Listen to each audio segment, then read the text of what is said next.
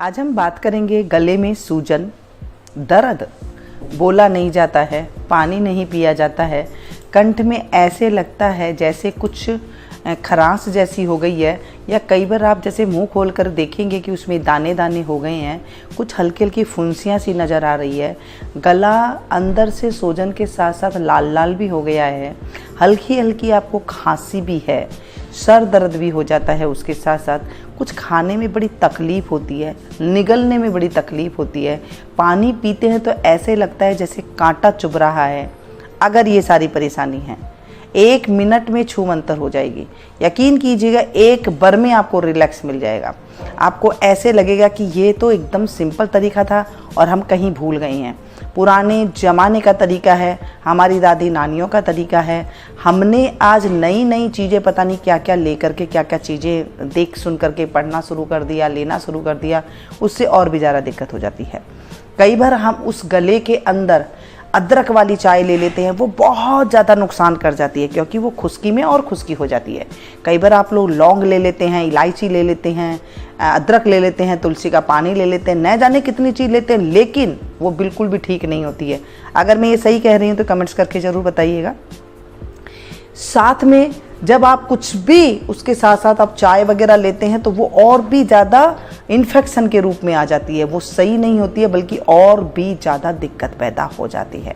अगर ये सारी चीज़ें हैं तो हमें क्या करना चाहिए, जिससे आप देखेंगे जब आप लेते हैं तो रात में खांसी आती है तो आपका सांस भी रुकने लगता है, छाती भी, धड़कन भी तेज़ तेज़ होने लग जाती है।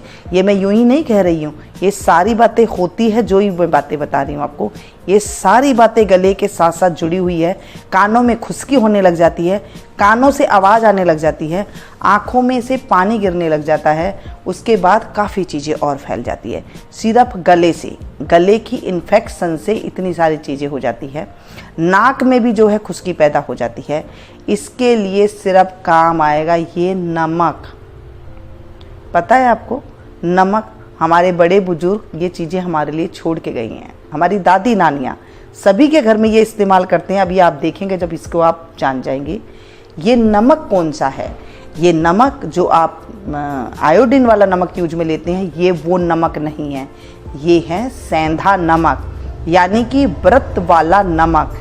ये गले को खिचखिच जो होती है वो नहीं करता है। अगर आप वो रिफाइंड वाला नमक लेंगे तो वो गले में दिक्कत पैदा करेगा। अब हम यहाँ पर लेंगे गुनगुना पानी, थोड़ा गर्म पानी आप ले लें गुनगुना। सर्दी हो तो इतना गर्म पानी ले लें, क्योंकि हर एक एरिया का अलग है, कहीं पर ठंडा मौसम है, कहीं पर गर्मी है। हमारे राजस्थान में तो जैसे गर्मी है, और अगर आपके यहाँ थोड़ा ठंडा मौसम हो तो आप इतना गर्म पानी ले लीजिएगा। अगर जैसे राजस्थान में रह रहे हैं तो थोड़ा गुनगुना पानी ले, इससे ज़्यादा गर्म पानी आप ना लें। अपने अपने देश के अकॉर्डिंग ही हमें पानी लेना चाहिए, अपने अपने देश के अकॉर्डिंग ही हमें खाना खाना चाहिए। तो ये सबसे पहले तो ये बात आपको जाननी ज़रूरी है, पानी गुनगुना और गर्म कहाँ लेना है। ठीक है, ये बात हो गई। अब पानी से अगर आपके कुछ भी ज़्यादा नहीं है, सिर्फ आवाज़ भारी हुई है या फिर हल्का सा दर्द है, तो आप सिंपल पानी से भी आप इसे गरारा कर सकते हैं, जिसे कई लोग गागल भी कहते हैं, और आपके यहाँ क्या कहते हैं देख लीजिएगा, इसे गरारा ही कहते हैं। अब इस पानी के अंदर हम मिलाएंगे नमक। जैसे मैंने कहा कि ये सेंधा नमक है। अब कई लोग जब नमक से कुल्ला करते हैं तो एक प्रॉब्लम आती है कि उन्हें गले में खराश शुरू हो जाती है। कई बार आप लोगों ने पढ़ा सुना, और जो नमक होता है वो लिया और ले लिया। आपने उसमें नमक की क्वांटिटी कितनी डालनी है ये देख लीजिए, 1 चुटकी, 2 चुटकी। अगर आपको लग रहा है कि गिलास बड़ा है या थोड़ा छोटा है तो आप इसके अंदर, बड़े गिलास के अंदर 1 चुटकी और मिला दें, बस, इससे ज़्यादा नहीं। 3 से 4 चुटकी आप मिलाएंगे और आपका ये पानी हो गया तैयार। ध्यान रखिएगा, ज़्यादा डालने से गले के अंदर जो जख्म होते हैं वो और भी ज़्यादा एक्टिव हो जाते हैं और फिर नुकसान करते हैं। ये चीज़ें देसी चीज़ें हैं, घर की चीज़ें हमारी, अगर इनकी ज़्यादा मात्रा हो जाती है तो ये नुकसान भी कर जाती है। जैसे आपकी सब्जी में ज़्यादा नमक हो जाए तो आपको पता होगा आपके गले में जो है खराश ज़्यादा हो जाती है। अब आ गई हल्दी की बात। अगर आपका देश ज़्यादा ठंडा है या फिर सर्दी है तो आप हल्दी ले सकते हैं। ज़्यादा गर्मी पड़ रही है और अगर ज़्यादा इन्फेक्शन है तो आप हल्दी डालें। हल्दी की बहुत मात्रा कम डालनी चाहिए। क्यों और किन को नहीं लेनी चाहिए? अगर घर में प्रेग्नेंट लेडीज है तो वो गले में के लिए ज़्यादा हल्दी का प्रयोग ना करें। अगर आपके खून की कोई भी खून कहीं से बह रहा है, या जैसे स्टोन है पेट के अंदर, या फिर आपके अंदर जो है बवासीर है, तो आपको हल्दी की मात्रा नहीं लेनी चाहिए। थोड़ी मात्रा में ले, 1 चुटकी ले ले।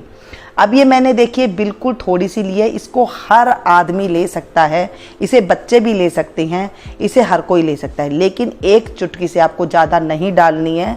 इस चीज़ का आपने ध्यान रखना है। हल्दी, सब लोग कह रहे हैं हल्दी खाओ, हल्दी पियो, हल्दी खाओ, दूध में डालो, सब्जी में। अरे भाई, हमारे जो बड़े बुजुर्ग थे वो हमारे लिए दाल में, सब्जी में हल्दी डालने का तरीका बता के गई हैं। जिनके यहाँ पर हल्दी का प्रयोग नहीं होता है, जो लोग खाने में हल्दी नहीं खाते हैं, सिर्फ सलाद वगैरह खाते हैं, उनके लिए हल्दी का पानी ज़रूरी है। हम जो दाल में, सब्जी में खा रहे हैं उतनी हल्दी बहुत है, हमें लेने की ज़रूरत नहीं है।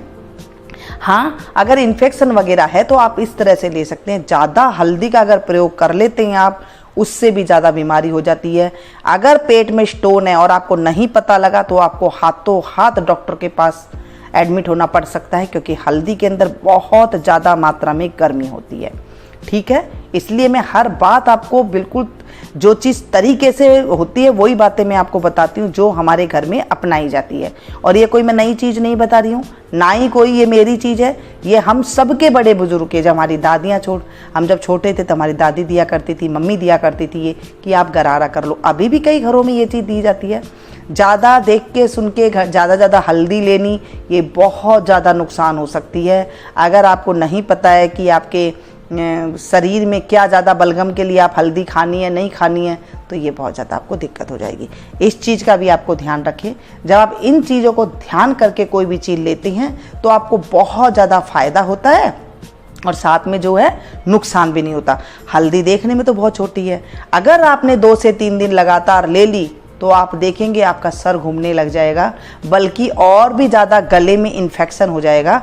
मैं आपको और भी आगे चीज़ें बताऊंगी कि गले में अगर खांसी है, सूखी खांसी है, तो आपको किस तरह से चीज़ें लेनी चाहिए।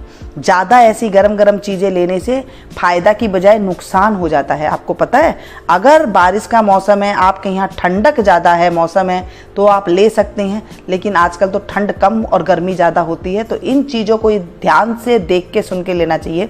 चलो ले लो, अगर कोई परिवार में ज़्यादा नहीं है, कोई एकल आदमी या फिर रास्ते में कहीं पर जा रहा है ये चीज़ें लेकर के, तो बहुत बड़ी नुकसान हो सकता है। इस चीज़ का आपने ध्यान रखना है। ये थी छोटी सी जानकारी, अच्छी लगे तो प्लीज़ एक लाइक ज़रूर दें और इसे ज़्यादा से ज़्यादा अपनों के साथ शेयर कीजिएगा, ताकि सभी को इसकी जानकारी हो सके। और ज़्यादातर यही चीज़ें ले लेके लोग आजकल ज़्यादा बीमार पड़ रहे हैं, तो प्लीज़ इस चीज़ का थोड़ा सा ध्यान रखें। अगर फिर भी कोई क्वेश्चन रह जाता है तो मैं आपको कमेंट्स बॉक्स में आप ज़रूर बताइएगा और मैं फिर आपको अगली वीडियो में बताऊंगी। मिलते हैं फिर से एक नई वीडियो में नई जानकारी के साथ। तब तक आप लोग देखते रहिए Meenu Gupta kitchen. Thank you. मेरे चैनल को अगर आपने अभी तक सब्सक्राइब नहीं किया है तो प्लीज़ कर लीजिएगा। पास में जो बेल आइकन है उसे जरूर प्रेस कीजिएगा। इससे होगा ये, जब भी जैसे भी मैं कोई वीडियो अपलोड करूँगी आपको तुरंत मिल जाएगी। Thank you.